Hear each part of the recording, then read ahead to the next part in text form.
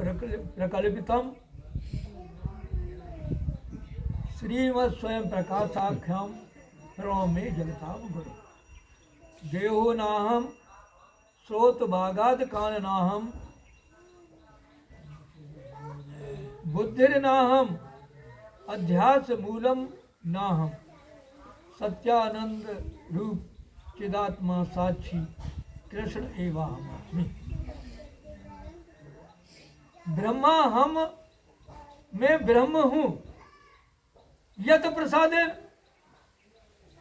जिनकी कृपा से गुरु महाराज की कृपा से हमें ऐसा अनुभव हो जाए,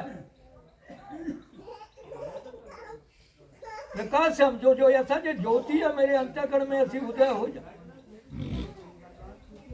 फिर जब ऐसा विचार करेगा कि अहम ब्रह्मास्मि मैं ब्रह्म हूं, तो फिर ये देह क्या है?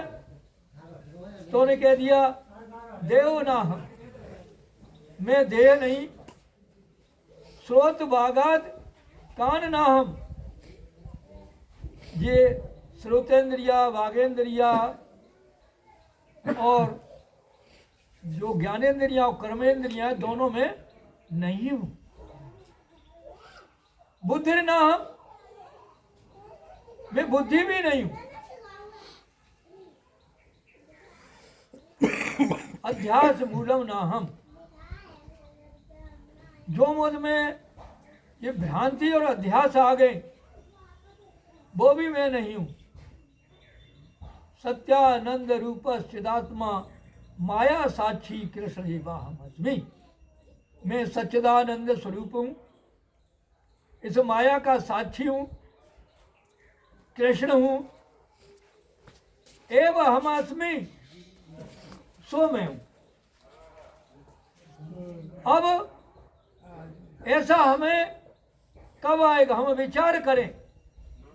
हम यहाँ सत्संग सुनते हैं, कथा सुनते हैं, बस इसने के लिए इस कथा या सत्संग हम सुनते हैं कि हम अपनी वाणी से कुछ बोले आए, तारी पिट जाए। क्या हमने कभी ऐसा सत्संग सुनने के बाद में, संत की वाणी सुनने के बाद में कोई शास्त्र पढ़ के ऐसा कभी अपने में अनुभव किया? और जब तक तुम अपने में अनुभव नहीं करोगे, क्योंकि लाभ तो अपने से ही होगा, सुनने सुनाने से कोई लाभ नहीं। जिस जैसी बात हमारी समझ में आए, अब हम विचार करें कि जो वस्तु हमें निषेध बताई, देखो दो विशेषण होते हैं, एक विधेय विशेषण, एक निषेध विशेषण। विधेय विशेषण है कि सतचित आनंद अद्वितीय अहम, मैं सतू, मैं चिदू, मैं आनंद स्वरूप हूँ और मैं एक अद्वितीय हूँ। ये तो विधेय विशेषण है। और निषेध विशेषण में सबका त्याग करने के बाद में जो शेष रहे, और उन्होंने निषेध विशेषण के द्वारा बताया कि देह में नहीं। तो भाई देह में नहीं तो ये स्रोत भागाद कान इंद्रिया जो मैं हूं, इंद्रिया तो हूं मैं। तो बोले इंद्रिया भी नहीं है तू, तो इंद्रिया नहीं तो अंत्यकरण तो मैं हूं, बुद्धियात मन बुद्धि, माने ये भी तू नहीं है। फिर अध्यास क्या है? जैसे एक वस्तु पर दूसरी वस्तु को आरोपित कर दिया जाता है, थोप दिया जाता है और उसे वो वही मानने लग जाता है। जैसे नाम रूप वर्ण का हम पे आरोपित कर दिया और हमने नाम रूप को सत्य मान लिया, जाति वर्ण को सत्य मान लिया, ब्रह्मचर्य गृहस्थ वानप्रस्थ संन्यास इनको हमने सत्य मान लिया, तो उन्हें ये भी नहीं, अध्यास भी नहीं। तो फिर कौन हो तुम? पर इनका निषेध करने के बाद में कोई माई का लाल ऐसा नहीं जो अपना निषेध करके दिखाए। कोई ऐसा कहे कि मैं नहीं हूं, कोई एक भी कोई कह दे, ज्ञानी अज्ञानी पागल से पागल भी ये नहीं कह सकता कि मैं नहीं हूं। अब इनके बाद में जो शेष रहता है वो तुमसे भिन्न रहता है कि भिन्न रहता है? वो जो तुम में रहता है वो सब में रहता है कि किसी एक दो में रहता है? भाई जो सब में रहता है कि किसी में रहता है? किसी में रहता हो किसी में नहीं रहता हो ऐसा तो नहीं है, सब में रहता है। अपना निषेध भी नहीं होता, सब में रहता है। फिर वो तुमसे भिन्न रहता है का भिन्न रहता है? कहीं तुम रहते हो कहीं वो रहता हो। जहां तुम रहते हो वहां रहता है कि नहीं रहता है? उसका कभी अभाव होता है कि जागृत में रहता हो स्वप्न में न रहता हो सुसुप्ति में न रहता हो? बता, ऐसा भी नहीं है। हर देश में हर काल में हर वस्तु में हर समय में वो रहता है कि नहीं रहता है? और सबका अनुभव है।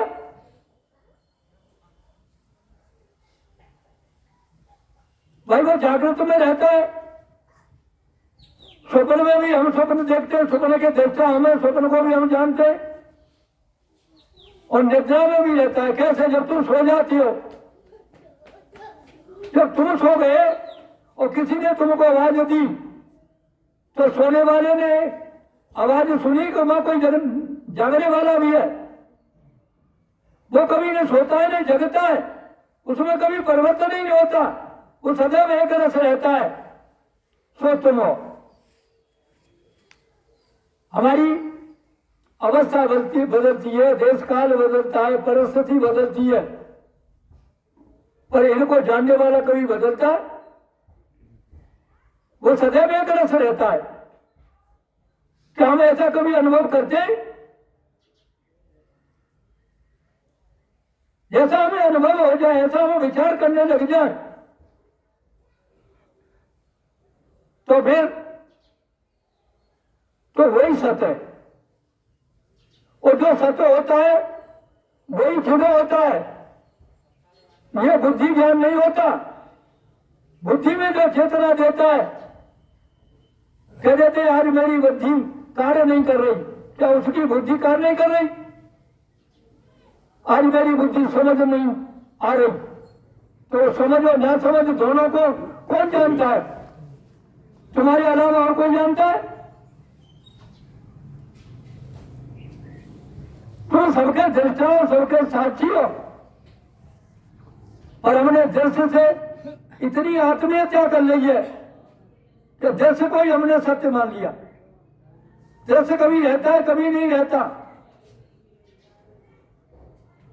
और अपने दृष्टापने को भूल गए, जिसका कभी अभाव नहीं होता।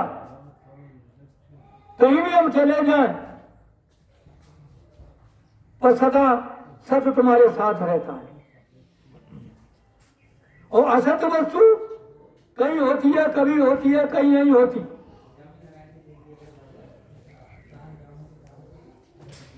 पर हमारी इतनी असत्य से प्रीति बढ़ गई। असत्य कहते हैं दो तरह का, एक असत्य होता है कि जो बाद के लोग प्रतीतवान दिखे तो है पर हो नहीं उसे, ये असत्य कहते हैं। एक असत्य ऐसा होता है इसकी कोई सत्ता ही, जैसे बांध का बेटा खरगोश के सिंह किसी ने नहीं देखा था।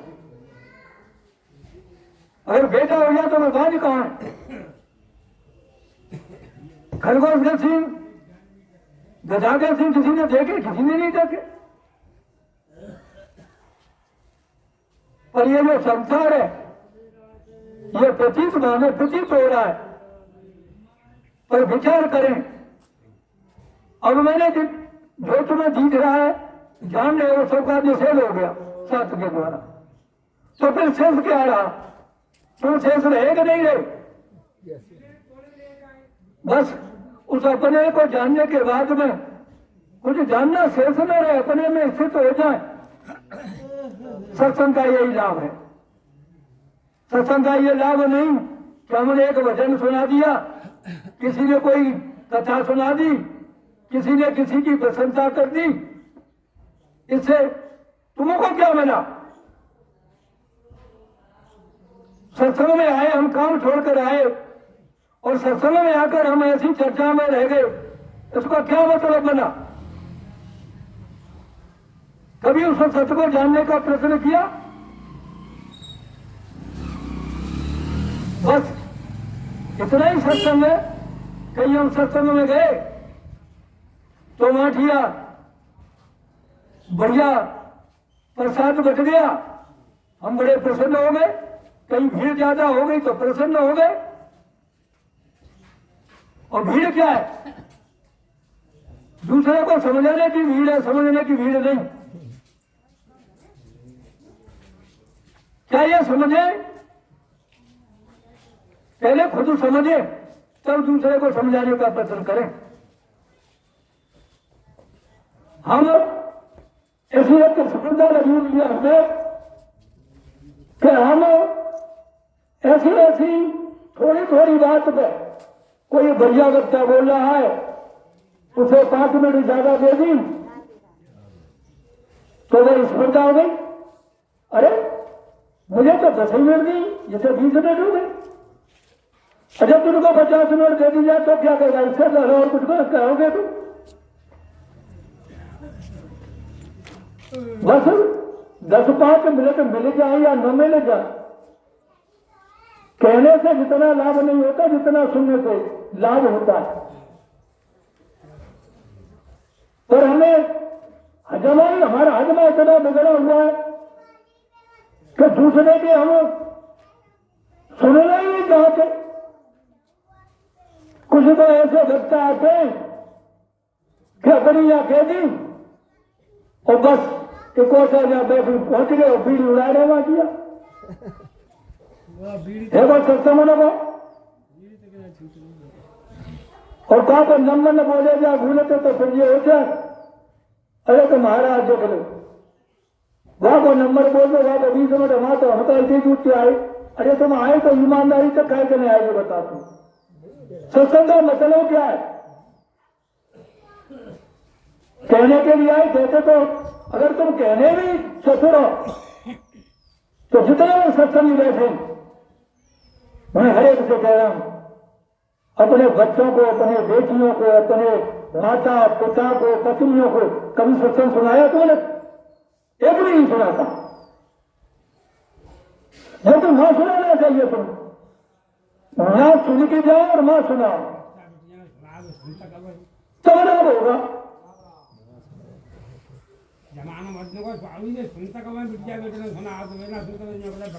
तो सत्संगी ऐसे अपनी कहते हैं मूछन में अंटा देते हैं। जिस सत्संग में जाए तो मूछन में अंटा लग रहा है तो जाके हमारा अहंकार अंटा देता हो तो बताओ।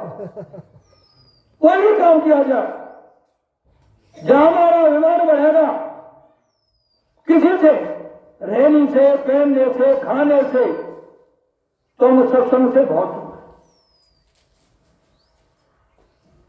अगर हमारा सत्संग में भी अच्छे पड़े जब थोड़ा भी अहंकार बढ़ जाए तो हमारा सत्संग बिल्कुल चौपट हो जाता है। सत्संग सुनाता है हमें, हमारे अहंकार को गलित करता है, हमारे अभिमान को तोड़ता है और हमें नम्रता प्रवेश करता है। जितने हमें नम्रता आ जाए, सदाचार आ जाए, दूसरे का हम सम्मान करने लग जाए तो समझ लो हमने थोड़ी बहुत सत्संग का हमका प्रभाव है। और जब तक यह कोई सदाचार सदोगुण हमारे जीवन में आए तो वो सत्संग नहीं, वो तो एक लतसंग हो जाता है। और यही स्थिति हो रही है सत्संगों की। गांव गांव घर घर सत्संग हो रहे हैं जहां साधु ने 20-20 रुपया दक्षिणा मिल जाए और इन्हें भगत न पूजा कर, दूध और जलेबी और को समोसा मिल जाए खाने को, बस यही है वो सत्संग को।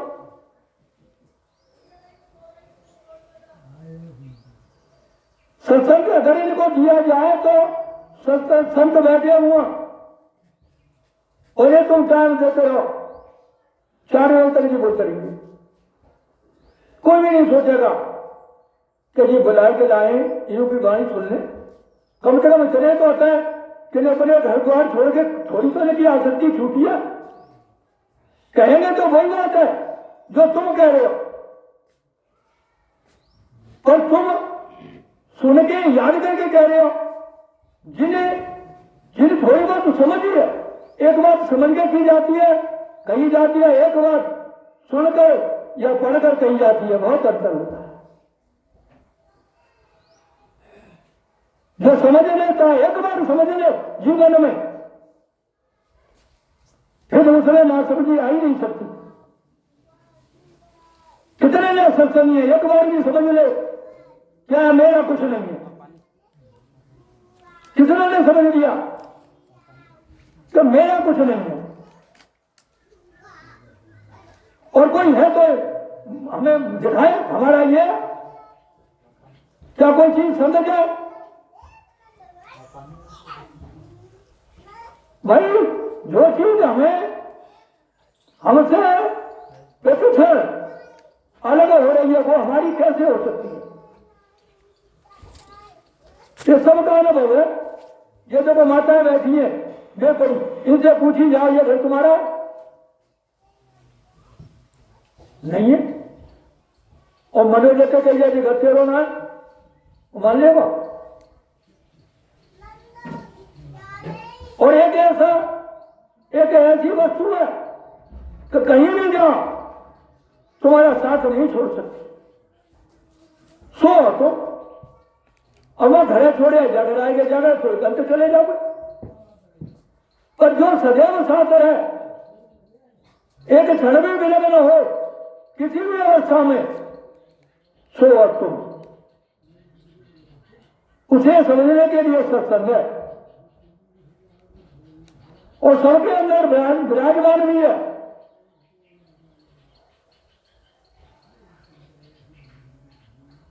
क्योंकि पंचभूतों की बनाई हुई वस्तु पंचभूतों से विलंब नहीं हो सकती।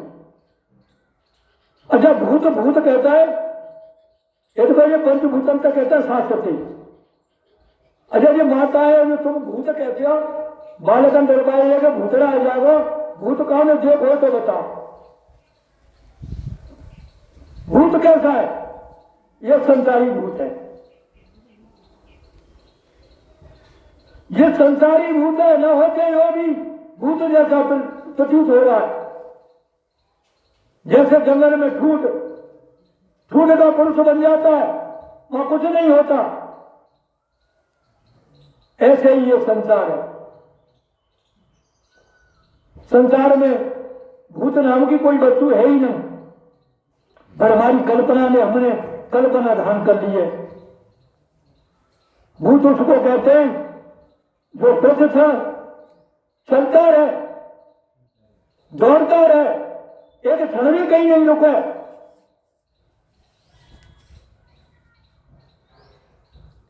क्योंकि जैसे हमें मंद अंधकार में दिखता है कोई ठूठ खड़ा है पुरुष, उसके बहुत बड़े हाथ हो जाते हैं, कुछ नहीं बनता तो वो कितना बड़ा है, कैसा हाथ है, कैसे कपड़े पहन रहा है।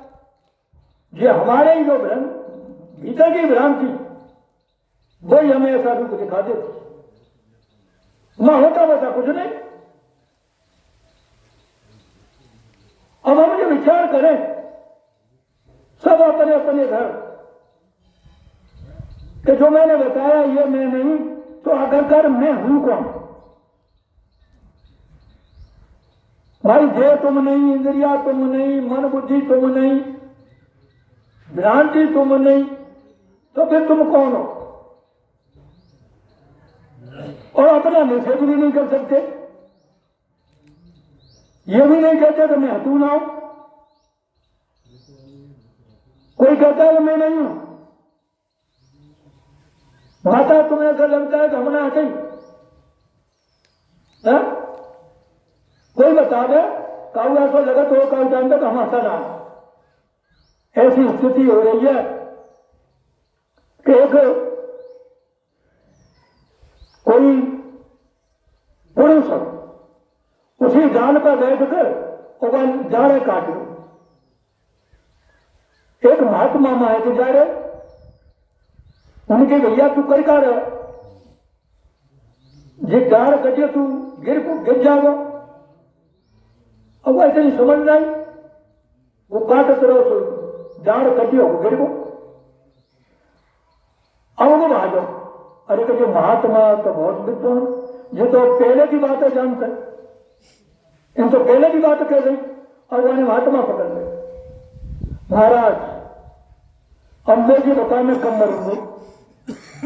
अब बड़ा पूछा कि तुमने पहले बता गई कि तू गिरावर की डाल कटेगी तो तुम्हें जान तो।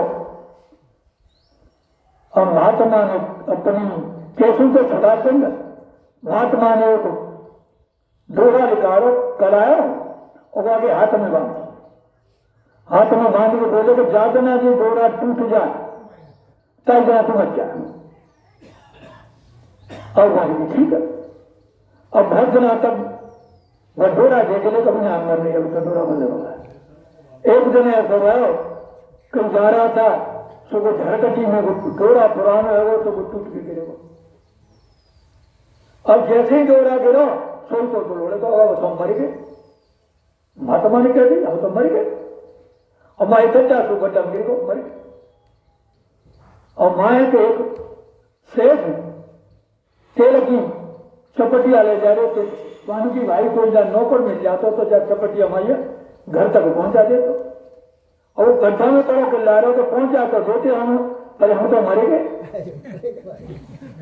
जब गड्ढा से हम तो पहुंचा तो देते फौरन तो गए, अरे हम तो मर गए, अब क्या करोगे। वहां में कही गए सो तू मरे मर जा, तो तू जा चपटिया पहुंचा सुबह लेके छतों ने पी चुकी। अम्मा संकल्प करते जा रहा है कि जाके जो 500 रुपया मिलेंगे फिर मुर्गी लेंगे, और मुर्गी ज्यादा आ जाए तो फिर बकरिया लेंगे, बकरिया दूध का बच्चा देकर रही तो बहुत बकरियां नहीं जाए, फिर भैंस लेंगे, ऐसी कल्पना करते हैं। फिर मकान बनवाएंगे, पैसा हुआ है जा तो फिर ब्याह करेंगे, और ब्याह करने के बाद हमें बालक है जाएंगे, और बालक है जाएंगे तो विचार करो ज्यादा उदम करोगे सारे चाह तो देखो मत सकते सोचा तो कहते तो हमारा सोच बढ़िया कट फूट गए। और दुनिया रो गए तेल को, और गुड़ रो गए गुड़ से जाना मैंने चुका रो रहा। अरे तो क्या तेल और आ जाए मैं तुझे को नहीं मारेगा तो ऐसे